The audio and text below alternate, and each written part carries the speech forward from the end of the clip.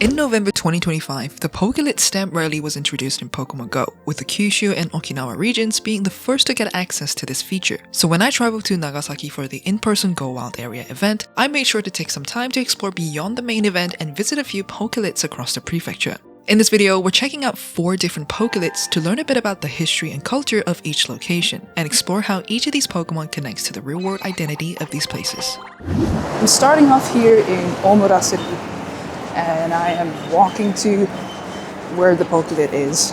Throughout Nagasaki Prefecture, we're going to see a lot of Ampharos featured on Poké Lids because it is the support Pokemon of this place. Nagasaki has a long history as one of Japan's most important port regions. During Japan's isolationist period in the Edo era, Dejima in Nagasaki was the only place where direct trade with the Dutch and Chinese was permitted. After Japan reopened to the world, ports in Nagasaki continued to serve as major foreign trading hubs in the centuries that followed. Because of that, the ports here played a significant role in shaping Nagasaki's culture and development, and where there are trading ships, there are lighthouses. Nagasaki has one of the highest numbers of lighthouses in Japan, so it's easy to see why Ampharos was appointed the prefecture's ambassador. Another probably lesser known fact is that there's a traditional children's song from Nagasaki called Dendera Ryuba, which sounds very similar to Ampharos's Japanese name, Tenryu. So yeah, all the more reason for Ampharos to represent Nagasaki. Now let's get back to the Poké Lids. Okay, the lid should be straight ahead. Is it this one? Yes. Let's go. There it is. First lid of Nagasaki Prefecture. This is the one in Ōmura City. We of course have the support Pokemon, Ampharos, and then we have Cherim, lots of cherry blossom motifs, and even the silhouettes of Larias and Larios.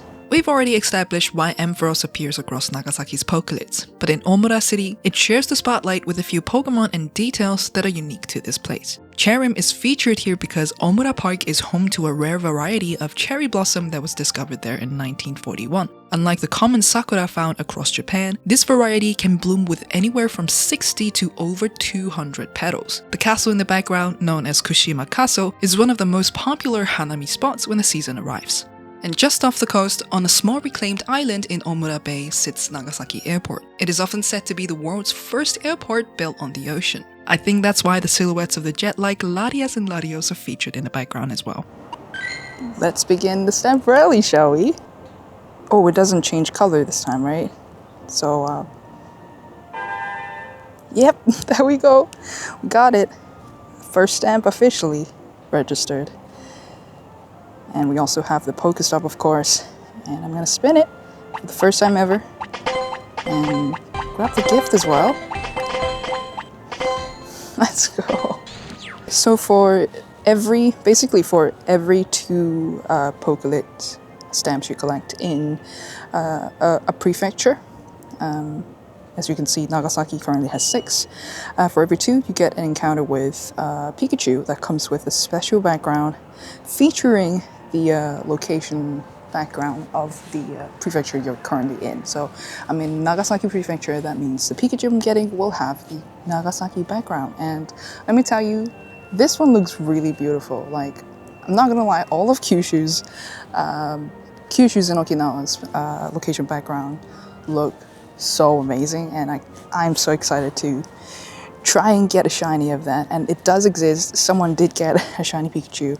So yeah, this is going to be so much fun. One important thing to note though is that you do need to physically visit these Poké Lids yourself to get the location background Pikachu. Even if you receive a gift from a friend at one of these locations, it won't count towards the Pikachu encounter. So unless you're traveling around Japan and visiting these Poké Lids, you won't be able to encounter them, unfortunately. That being said, if you are planning a trip like Go Fest Tokyo in May, doing the Stamp Rally is definitely something to keep in mind. For instance, the 2 Poké Lids in Ueno Park are super accessible, and nearby cities in the Kanto region like Yokohama are also easy to reach if you've got extra time outside of Tokyo. Alright, I'm gonna go into the station and head towards the second lid of the day. I was waiting for the train and, yep, shiny Stantler. Let's go.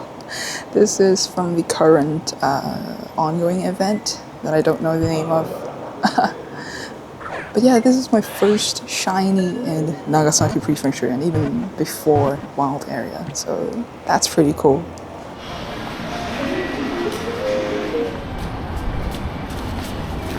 Alright, I've arrived at Sasebo Station. Let's go. This is Sasebo Port, I think. I like looking at maps. Yeah, we are right here. And the Poké Lid is somewhere over this side. I actually really like port cities. I like the ocean, I like the sea. So having like infrastructures and so on nearby the ocean is quite nice, I think.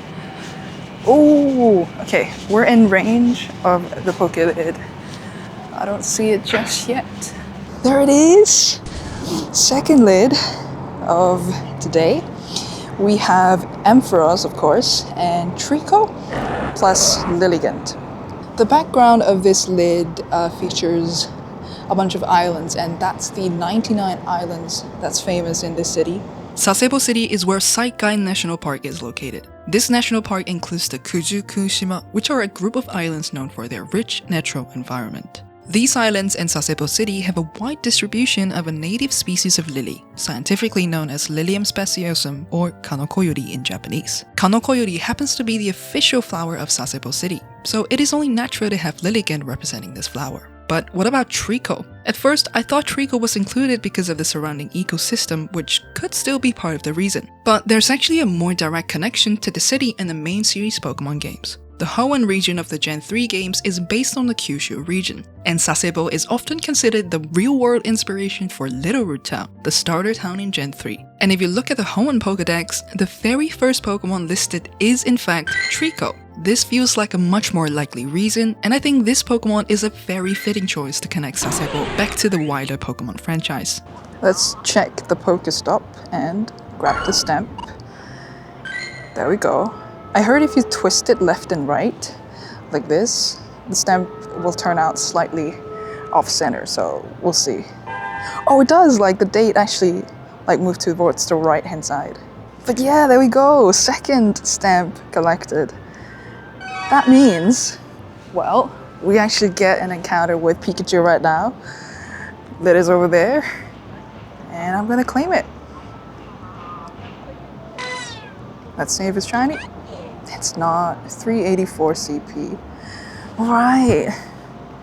Let me catch it and look at the background together. Okay, here we go. 3, 2, 1. Wait, where's the background? Oh, here it is. Look at that.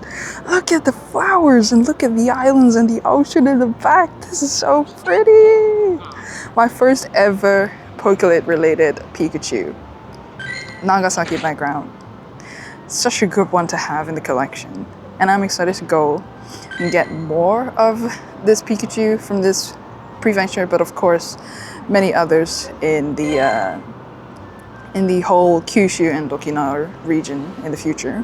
I'm gonna get the Pokestop as well.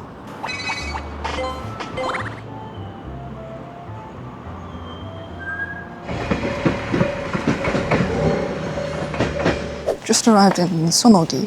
This area is a small town called Higashisonogi, and it's actually responsible for 60% of the tea productions in Nagasaki. The Poké Lid in this little town is a pretty new one. I think they only installed it in October this year. I think around October 19th or something. And it should be about 10 minutes walk away. So let's see what it looks like.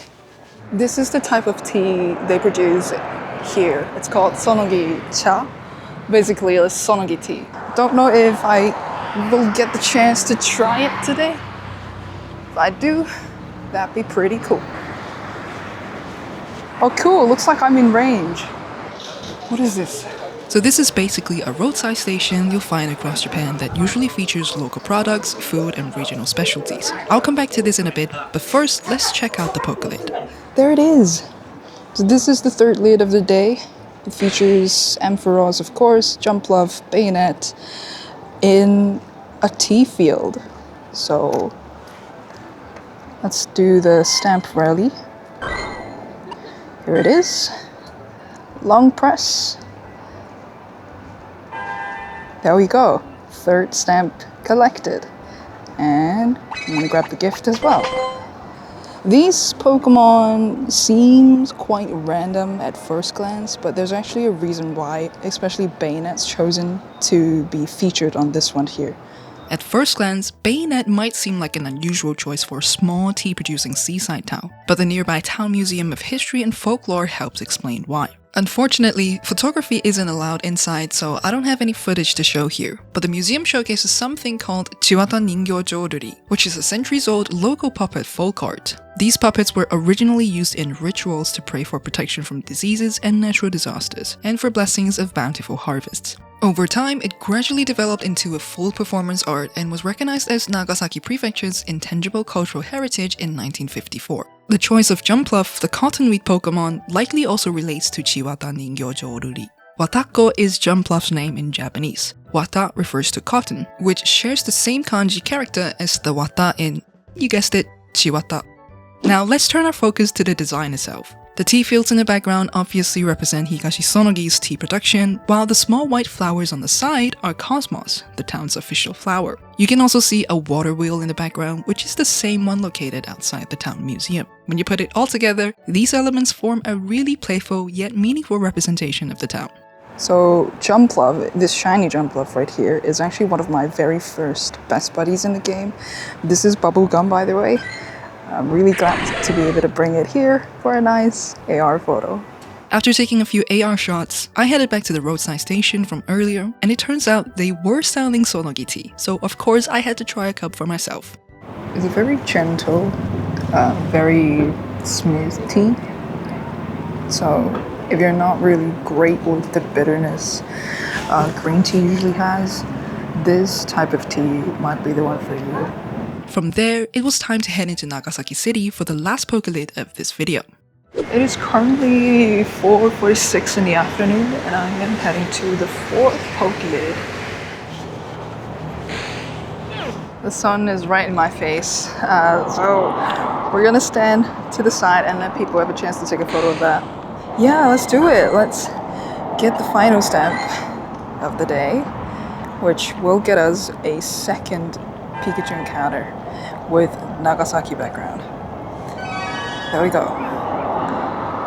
Time for a shiny check. Oh, wait, but it's a female. That's nice. Now I have a pair. I have a male just now, and this second one is a female, so I mean, it's a win for me. Look at that. This is so cool. I'm also gonna be getting the Pokestop here for the first time. Lots of people are taking photos with the lid now.